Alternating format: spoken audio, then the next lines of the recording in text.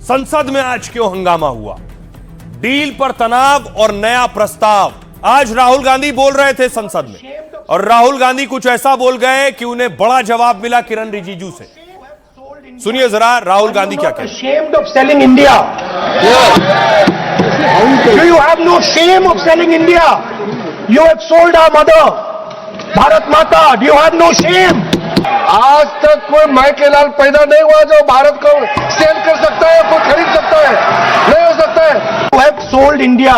Are you not ashamed of selling India? Rahul Gandhi कह रहे हैं आपने भारत को बेच दिया। उस पर जवाब दिया किरण रिजिजू ने, कोई माइकालाल पैदा नहीं हुआ जो भारत को बेच पाए। उसके बाद राहुल गांधी बोलने के लिए खड़े हुए तो जो चेयर पर थे जगदंबिका पाल उनसे भिड़ गए। Ashamed of yourself? Are you not ashamed of giving? जो नॉनसेंस आपने यूज किया वो कार्रवाई का हिस्सा नहीं बनेगा। Nonsense is not appropriate. I did not use nonsense. You have used. You have used. You have used. Okay, sir, I won't use nonsense. हाँ तो please. Sir, ashamed is not an abuse. नहीं There's nothing. In saying, "Are you not ashamed?" There is no abuse. Stop this type of nonsense. Rahul ने nonsense शब्द का इस्तेमाल किया जिसे अमर्यादित माना गया और कहा गया सदन की कार्रवाई से बाहर किया जाए। सदन से कुछ और अच्छी तस्वीर भी आई। आज देखिए कल्याण बनर्जी थे अपनी सीट पर और क्या कह रहे थे जगदंबिका पाल से। सर आप बाहर में हमको डार्लिंग बोल के पुकारता है, इधर टाइम नहीं देता है, क्या है सर? जरा टाइम तो दे दीजिए डार्लिंग को। सर दे दीजिए। सर आप बाहर में हमको डार्लिंग बोल के पुकारता है, इधर टाइम नहीं देता है, क्या है सर? जरा टाइम तो दे दीजिए डार्लिंग को। कल्याण बनर्जी को आप सुन रहे हैं जो जगदंबिका पाल से कह रहे हैं कि बाहर मुझे आप डार्लिंग कहते हैं और यहाँ डार्लिंग को वक्त नहीं दे रहे हैं बोलने का। और वो तस्वीर भी आपको दिखाऊं जब वाकई दोनों बाहर मिल रहे थे संसद परिसर के बाहर। हो गया डार्लिंग अरे अब ठीक है।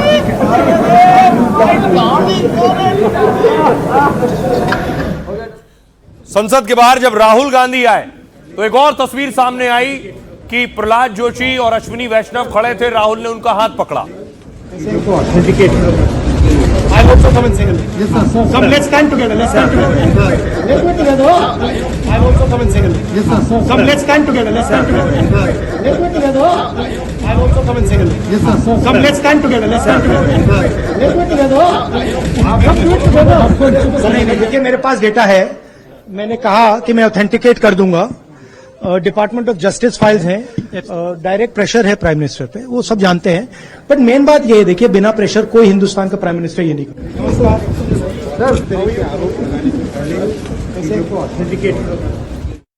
अब जो लड़ाई थी स्पीकर बनाम विपक्ष की लड़ाई अब और बड़ी हो गई है क्योंकि कांग्रेस पार्टी इस तैयारी में थी कि वो स्पीकर के खिलाफ अविश्वास प्रस्ताव लाएगी, लेकिन अब सरकार राहुल के खिलाफ विशेषाधिकार हनन का प्रस्ताव ला रही है। आज आरोप लगाया गया कि कांग्रेस पार्टी और विपक्ष के सांसदों ने गाली गलौज की है स्पीकर के रूम में जाकर। सुनिए। जब स्पीकर के चैम्बर में कम से कम 20-25 कांग्रेस के एमपीज जब घुसे तो मैं भी वहां गया और जो गाली गलौज किया स्पीकर के साथ वो तो मैं आपको बता नहीं सकता हूं।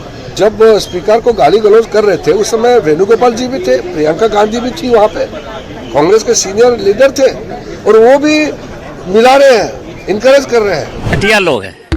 कीचड़ में यदि पत्थर मारिएगा तो खुद ही कीचड़ लगेगा। नहीं, सब घटिया लोग हैं, इनको कुछ नहीं। ये अंदर थे सब लोग। क्या बात हुई सर? कुछ भी नहीं हुआ। स्पीकर साहब से अपनी पीड़ा को, अपने दर्द को बयान कर रहे थे बस। अब स्पीकर का ये ड्रामा है। आप बताइए ये कोई होने वाली बात है? झूठे इल्जाम लगा के असली मुद्दाओं को हटाने का तरीका ही है स्पीकर के। अब देखिए सदन की लड़ाई और बड़ी हो गई है।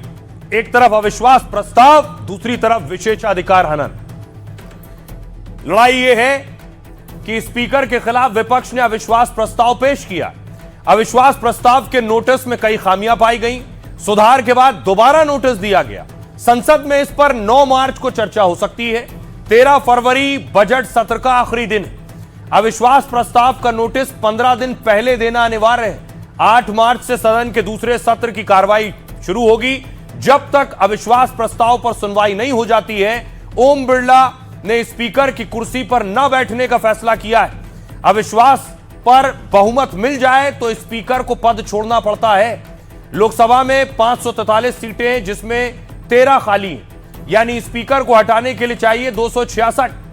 लेकिन इंडिया ब्लॉक विपक्ष के पास 238 सांसद हैं। सभी मौजूद रहे और वोट करें तब भी बहुमत नहीं मिलेगा। प्रस्ताव गिरते ही ओम बिरला साहब स्पीकर की चेयर पर वापस आ जाएंगे। अब देखिए, दूसरी तैयारी राहुल गांधी के खिलाफ यह है कि राहुल गांधी के खिलाफ सरकार विशेषाधिकार हनन प्रस्ताव लाएगी। राहुल पर सदन को गुमराह करने और बेबुनियाद बयान देने का आरोप है। केंद्रीय मंत्री किरण रिजिजू ने राहुल गांधी पर मर्यादा तोड़ने का आरोप लगाया है। कहा, लोकसभा और राज्यसभा में संसदीय कार्यवाही के साफ नियम है। अगर कोई सांसद किसी अन्य सांसद पर गंभीर आरोप लगाता है तो उसे नोटिस देना होता है और आरोप साबित भी करना होता है। लेकिन राहुल गांधी ने सरकार और प्रधानमंत्री पर बेबुनियाद और झूठे आरोप लगाए। उन्होंने बिना तथ्य कहा मोदी ने भारत और भारतीय हितों को बेच दिया। बिना नोटिस दिए उन्होंने मंत्री हरदीप पुरी पर भी गंभीर आरोप लगाए। स्पीकर को लिखित नोटिस देकर ही विशेषाधिकार हनन प्रस्ताव रखा जाता है। नोटिस पर स्पीकर तय करते हैं कि यह मामला विशेषाधिकार हनन का है या नहीं। जरूरत पड़ने पर केस विशेषाधिकार समिति को भेजा जा सकता है। समिति जांच करती है। दोषी पाए जाने पर सजा की सिफारिश होती है और सजा में सदन की चेतावनी या फटकार शामिल हो सकती है। गंभीर मामले में निलंबन और सदस्यता रद्द भी हो सकती है। अत्यंत गंभीर मामलों में सांसद को जेल भी जाना पड़ सकता है। सुनिए जरा अब इस पर क्या कुछ कह रहे हैं सियासतदान। हम राहुल गांधी के खिलाफ विशेषाधिकार हनन प्रस्ताव का नोटिस लाएंगे। राहुल ने सदन को गुमराह करने की कोशिश की और बेबुनियाद बयान दिए। लोकसभा और राज्यसभा में कार्रवाई के बहुत साफ नियम हैं। जब कोई सांसद दूसरे सदस्य पर गंभीर आरोप लगाना चाहता है तो आपको नोटिस देना होगा और आरोप को साबित करना होगा। हमने अपील की है कि राहुल गांधी को सदन बुलाया जाए ताकि वो अपनी बातों को साबित कर सकें। जो किसानों के साथ हुआ है, डेटा के साथ हुआ है, डिफेंस के साथ हुआ है, एनर्जी सिक्योरिटी के साथ हुआ है, कोई प्रधानमंत्री नहीं कर सकता है नॉर्मल सिचुएशन में। वो जब ही करेगा जब किसी ने मतलब चोक लगा रखा है, ग्रिप ले रखी है और चोक लगा रखा है। अरे मेरे भाई, किसी शब्द का इस्तेमाल करने से पहले अगर डिक्शनरी मीनिंग नहीं तो कॉमन सेंस मीनिंग ले लो। ये जो करते हैं इसकी एंटरटेनमेंट वैल्यू नहीं है। एंटरटेनमेंट वैल्यू काफी है। दरअसल पिछले कई दिन से हंगामा हो रहा था कि राहुल गांधी को बोलने का वक्त दिया जाए। विपक्ष कह रहा था कि लीडर ऑफ अपोजिशन को, एलओपी को बोलने नहीं दिया जा रहा है। तो आज राहुल बोलने खड़े हुए और राहुल डील पर बोल रहे थे जो भारत और अमेरिका के बीच डील हुई। 3% to 8. Our tariff has gone up from 3% to 18% and theirs has come down from 16 to 0. And our tariff is 18%. What do you expect our textile people to do? They're dead. They're finished. United States will come to us and say you cannot buy oil from so and so and so and so and so. अब देखिए राहुल ने क्या कहा सदन में। सरकार ने America से डील कर भारत को बेच दिया है। प्रधानमंत्री मोदी ने सरेंडर कर दिया और अमेरिका की शर्तों पर डील की है। अमेरिका तय करेगा कि किससे तेल खरीदे। हमारे पीएम नहीं, हमारा टैरिफ 3% से 18% हो गया। अमेरिका का 16 से 0 हो गया। अमेरिका का आयात 46 अरब से बढ़कर 146 अरब डॉलर हो जाएगा। बीजेपी का खजाना बचाने के लिए देश के भविष्य को दांव पर लगा दिया है। डील से केंद्र ने गरीब किसानों को कुचलने का रास्ता खोल दिया है। इतिहास में पहली बार हमारे किसान तूफान का सामना कर रहे हैं। अमेरिका को सिर्फ भारत का डेटा चाहिए और वो सरकार ने दे दिया है। सरकार ने उन्हें डिजिटल टैक्स पर 20 साल तक छूट दे दी। अब सरकार का जवाब इस पर है। सरकार का जवाब है कोई माई का लाल पैदा नहीं हुआ जो देश को बेच दे और ऐसी हिमाकत कर सके। देश के हित को ध्यान में रखकर डील हुई है और देश के फायदे के हिसाब से तेल की खरीदारी होती है। टैरिफ की तुलना पहले से नहीं, मौजूदा सरकार और दूसरे देशों से होती है। अमेरिका ने भारत पर 50% टैरिफ से 18% टैरिफ किया, जो एशिया में सबसे कम है। व्हाइट हाउस ने डिटेल जारी की है कि अमेरिका पर टैरिफ कम होगा, 0 नहीं होगा। कर डील में 500 अरब डॉलर की खरीद को लेकर भी भाषा बदली गई है। पहले था कि भारत अमेरिका से 500 अरब डॉलर का सामान खरीदेगा ही खरीदेगा। यह 5 साल के लिए था, यानी हर साल 100 अरब डॉलर का खरीद का जिक्र था। अब अमेरिका से भारत खरीदेगा की जगह खरीदने का इरादा रखता है हो गया है, यानी 500 करोड़ डॉलर की बाध्यता नहीं है। अब अमेरिका से डील किसानों के हित को ध्यान में रखते हुए हुई है। किसानों के हित से न पहले समझौता हुआ और न कभी और होगा। डील के तहत प्रोडक्ट कैटेगरी की लिस्ट से कृषि यानी एग्रीकल्चर शब्द हटा दिया गया। भारत को जिन चीजों में टैरिफ कम करना था उनमें पहले दाल का नाम था, अब टैरिफ छूट या खत्म करने की लिस्ट से दाल का नाम हटा दिया गया है। डील में मजबूत द्विपक्षीय डिजिटल नियम पर बात करने का जिक्र है। सुनिए जरा राहुल गांधी क्या कह रहे हैं और दूसरे नेता क्या कह रहे हैं। They have no commitment to us. America ने कोई कमिटमेंट नहीं किया और हमने कमिटमेंट करा लिया है। क्या हम $100 करोड़ का सामान हर साल खरीदेंगे? राहुल गांधी जी ना समझ है, ये तो हमने पहले से ही देखा है उनके राजनीतिक सोच में और कार्य में। किसानों की सुरक्षा को पूर्णतः ध्यान में रखकर ही यूनाइटेड स्टेट्स ऑफ अमेरिका के साथ बातचीत हुई, फैसले हुए और ये भारत के सभी किसानों को मैं पूरी तरीके से आश्वस्त करना चाहता हूँ कि उनके हित सुरक्षित है। 3% जिस पर टैरिफ था धमकी में 50 गया, उसको 18 किया गया और देखिए सेलिब्रेट हो रहा है। ये सेलिब्रेशन की बात है। एपस्टीन फाइल पर दुनिया भर में इस्तीफे हो रहे हैं, हमारे यहाँ क्या हो रहा है? पर्दादारी है। ये देश के लिए उचित नहीं है। इन लोगों ने अपने समय अर्थव्यवस्था को इतना जकड़ा था भ्रष्टाचार के कारण कि दुनिया की लड़खड़ाती चरमराती अर्थव्यवस्थाओं में भारत को लाकर खड़ा कर दिया था। मोदी सरकार आने के बाद लड़खड़ाती चरमराती नहीं, दुनिया की चौथी बड़ी अर्थव्यवस्था भारत बन गया। अब देखिए एक तरफ भारत में बवाल है इस डील को लेकर। भारत और अमेरिका की जो डील हुई है उस पर विरोध भी हो रहा है, विपक्षी और विरोधी दल विरोध कर रहे हैं, लेकिन उधर पाकिस्तान परेशान है। पाकिस्तान विरोध इस बात का कर रहा है कि हमें अमेरिका के जितने गले लगना था, जितनी तारीफें करनी थी, ट्रंप के लिए नोबेल पुरस्कार मांगना था, सब कुछ कर लिया, लेकिन ट्रंप ने हमें कुछ नहीं दिया। आइए आपको बताऊं कि आखिर अब पाकिस्तान क्या कह रहा है, उसके साथ कैसा हाल किया है ट्रंप ने। कुछ ऐसा हाल, ये खुद उनका कहना है। भारत अमेरिका की डील से पाकिस्तान हैरान परेशान है। मुनीर शाहबाज ने चापलूसी के जरिए ट्रंप से जो रिश्ते बनाए थे, इस डील से पाक अमेरिका के रिश्तों पर दरार आने लगी है। शाहबाज के खास और पाकिस्तान के रक्षा मंत्री का बयान यही इशारा कर रहा है। पाक संसद में भारत अमेरिका डील पर ख्वाजा आसिफ का दर्द निकला। आसिफ ने कहा, अमेरिका ने हमारा सिर्फ इस्तेमाल किया है, मतलब निकलने पर हमें टॉयलेट पेपर की तरह फेंक दिया है। पाकिस्तान ने अमेरिका को क्या क्या नहीं दिया, हमने उसे अपना पोर्ट दे दिया, अपना एयर स्पेस दे दिया। अफगानिस्तान में जंग, हमने उसका साथ दिया जंग में भी, लेकिन अमेरिका ने हमें सिर्फ टॉयलेट पेपर समझा है। पाकिस्तान की गलती है कि इतिहास से सबक नहीं सीखा है। अपने छोटे फायदे के लिए अमेरिका जैसे देश की ओर झुकता रहा। हाल में ही अमेरिकी विदेश मंत्री मार्को रूबियो ने पाकिस्तान को सीधा संदेश दिया था। कहा था अमेरिका पाकिस्तान से अपने रिश्ते मजबूत करना चाहता है, लेकिन उसका यह रिश्ता भारत की कीमत पर नहीं होगा। मतलब अमेरिकी मंत्री ने भारत से तुलना करने से मना किया था और इसके बाद भारत अमेरिका के बीच सबसे बड़ी डील का ऐलान हुआ। तभी से पाकिस्तान अमेरिका पर इस्तेमाल करने का आरोप लगा रहा है। सुनिए जरा ख्वाजा आसिफ क्या कुछ कह रहे हैं और आज संसद में असदुद्दीन ओवैसी क्या कह रहे थे। हमने उन दो जंगों में कोई इस्लाम के लिए या मजहब की मोहब्बत के लिए शिरकत नहीं की थी। दोनों डिक्टेटरों को लेजिटिमेसी चाहिए थी और एक सुपर पावर की जो है तायीद चाहिए थी। अपना करिकुलम चेंज कर दिया। आज तक वो करिकुलम दोबारा नहीं हम बहाल कर सके जो आपने, मैंने और यहाँ पे बहुत से लोगों ने 60 की और 70 की दहाई में पढ़ा। हमने कुछ सीखा नहीं वो सबक। उसके बाद हमें उन्होंने अबैंडन कर दिया, हमें अकल फिर भी ना आई। मैं सरकार से मुतालबा करता हूं कि वेनेजुएला में जो हुआ, आप एक ऑपरेशन इंसाफ करिए। ऑपरेशन इंसाफ के तहत हाफिज सईद, मसूद अजहर, लखवी को घुस के लाइए भारत में, तभी इंसाफ होगा सर। दूसरी तरफ आपको बताऊं कि एक तरफ संसद में हो रहा था, दूसरी तरफ एक और बात पर घमासान हो रहा था। 150 साल पूरे हो गए वंदे मातरम को लेकर, तो एक नया दिशा निर्देश सामने आया है कि सभी स्कूलों में राष्ट्रगान से पहले अब वंदे मातरम गाना होगा।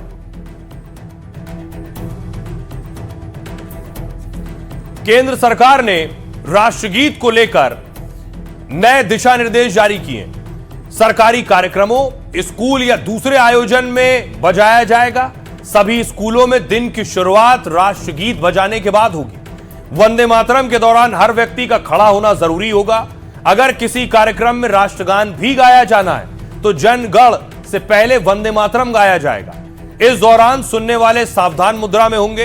हालांकि सिनेमा हॉल को नए नियमों से दूर रखा गया है। सिनेमाघरों में वंदे मातरम बजाना और खड़ा रहना जरूरी नहीं है। अब सभी 6 अंतरे गाए जाएंगे जिनकी अवधि 3 मिनट 10 सेकंड है। अब तक मूल गीत के पहले 2 अंतरे ही गाए जाते थे। दरअसल 1937 में सुभाष चंद्र बोस को नेहरू ने चिट्ठी लिखी थी। चिट्ठी में वंदे मातरम को लेकर नेहरू जी ने कई शंकाएं जाहिर की थी। उन्होंने लिखा था कि पृष्ठभूमि और भाषा मुसलमानों को असहज करती है। इसकी भाषा ऐसी है कि बिना डिक्शनरी के समझना मुश्किल है। उस समय वंदे मातरम को लेकर देश में सांप्रदायिक तनाव बढ़ रहा था। नेहरू जी को यह विवाद एक संगठित साजिश का हिस्सा लगता था। इसी मुद्दे पर उन्होंने रविंद्रनाथ टैगोर से सलाह लेने की बात लिखी थी। अक्टूबर 1937 में कांग्रेस वर्किंग कमेटी ने 6 में से 4 पैरा हटा दिए थे। इस बैठक में गांधी जी, नेहरू जी, पटेल जी और बोस साहब सहित कई वरिष्ठ नेता शामिल थे। आइए अब आपको बताऊं कि इस पर सियासतदान क्या कह रहे हैं। सियासतदान इसे अपने अपने चश्मे से देख रहे हैं। किसी का कहना है कि सरकार अपने एजेंडे के हिसाब से काम कर रही है। किसी का कहना है कि आखिर वंदे मातरम से किसी को क्यों दिक्कत होगी। संजय जायसवाल कह रहे हैं बीजेपी के सांसद कांग्रेस ने जिन्ना को खुश करने के लिए कुछ लाइन हटा दी थी। 150 साल पूरे होने पर उन लाइन को फिर से शामिल किया जा रहा है। यह बहुत सकारात्मक कदम है। इससे देश का माहौल अच्छा होगा। टीएमसी के डोला सेन सांसद कह रही हैं जो रविंद्रनाथ जी ने लिखा हम उसे ही मानते हैं। मोदी और शाह जी चाहे कितनी भी कोशिश कर ले, हम उन्हें रविंद्रनाथ जी से ऊपर नहीं मानेंगे। एकनाथ शिंदे कह रहे हैं वंदे मातरम तो सबको कहना चाहिए। यह हमारा राष्ट्रगीत है, इस पर गर्व है। इसे देशभक्ति के भाव से सबको लेना चाहिए। अबू आजमी कह रहे हैं हर किसी का अपना धर्म और अपना भरोसा होता है। कोई अल्लाह को मानता है, कोई देवी देवताओं को। हमें वंदे मातरम से विरोध नहीं है। इसे जानबूझकर थोपे जाने पर ऐतराज है क्योंकि हम सिर्फ अल्लाह की इबादत करते हैं। अरुण गोविल कह रहे हैं बीजेपी सांसद वंदे मातरम सिर्फ राष्ट्रगीत नहीं, राष्ट्र मंत्र है। आजादी की लड़ाई में इसका ऐतिहासिक योगदान था, लेकिन तुष्टीकरण के लिए इसे खंडित कर दिया गया। अजय राय कह रहे हैं कांग्रेस नेता देश का हर नागरिक वंदे मातरम का आदर करता है। यह कोई नई परंपरा नहीं है, यह सिर्फ भ्रम फैला रहे हैं। गुलाम सरवर कह रहे हैं विधायक एमआईएम के वो सरकार में है, जो चाहे नियम कानून ले आएंगे, लेकिन इस नारे से देश का क्या भला होने वाला है। लोगों और देश के मुद्दे से भटकाने के लिए कर रहे हैं ऐसा। मुख्तार अब्बास नकवी कह रहे हैं वंदे मातरम हमारे राष्ट्रीय नायकों, स्वतंत्रता सेनानियों का गीत था। उन्होंने इसे बड़े जोश से गाया और अंग्रेजों को देश से भगाया। इसमें तो वतन यानी मातृभूमि को सलाम करने की बात है। वतन को सलाम करने से किसी के ईमान को क्या खतरा है। सुनिए जरा वंदे मातरम पर सियासतदान क्या कहते हैं। वंदे मातरम से भाजपाइयों का कोई लेना देना नहीं है। इनके पुरखों ने देश के साथ गद्दारी की है। गाइडलाइन जारी करने से कुछ नहीं होता है। बताओ ना, 52 साल तक तुमने तिरंगा नहीं फहराया आरएसएस के मुख्यालय पे। माफी मांगो उसके लिए। माफी मांगना चाहिए कि नहीं मांगना चाहिए। 90 साल पुरानी गलती को सही किया जा रहा है। भारतीय जनता पार्टी की सरकार चाहे 35 हो, चाहे 370 हो, और अब वंदे मातरम। अब पहले के कांग्रेस के जितने पाप हैं उन सब को धोने का कार्य भाजपा कर रही है। जब वंदे मातरम पर चर्चा हो रही थी पार्लियामेंट में, तो उनकी एक तो सच्चाई सामने आई थी कि क्या सच्चाई है वंदे मातरम के पीछे। दूसरी बात जो सामने आई थी कि उनको वंदे भारत और वंदे मातरम में डिफरेंस ही नहीं पता था भारतीय जनता पार्टी वालों को। तो वो अब उनके जितनी बार सुनेंगे उनको डिफरेंस पता चलेगा कि वंदे मातरम क्या है और वंदे भारत क्या है। जो वंदे मातरम को लेकर जो जिन लोगों की जो सांप्रदायिक असहिष्णुता है, स्पृश्यता है, वो निश्चित तौर से इस बात को स्वीकार ही नहीं कर पा रहे हैं कि मादरे वतन को सलाम करने से, मादरे वतन की स्तुति करने से किसी के ईमान को खतरा नहीं है। अगर जिनका ईमान वंदे मातरम के गाने से खतरे में है, उससे ज़्यादा बेईमान कोई नहीं। देखिए, पहले से ही वंदे मातरम असेंबली में पढ़ा जाता है और लोग खड़े होकर के उसको सुनते हैं। कुछ लोग पढ़ते हैं, कुछ लोग नहीं पढ़ते। हर धर्म को अपना अपना धर्म अपनाने का पूरा कानून है इस देश के अंदर। हमारा धर्म जो है, मुस्लिम धर्म में सिर्फ एक ही अल्लाह के आगे सर झुकाना है। मैं अगर ये अपनी आस्था छोड़ दूं, धर्म छोड़ दूं, तो मैं पापी हो जाऊंगा मेरे धर्म के मुताबिक। तो ये थोपना ठीक नहीं है।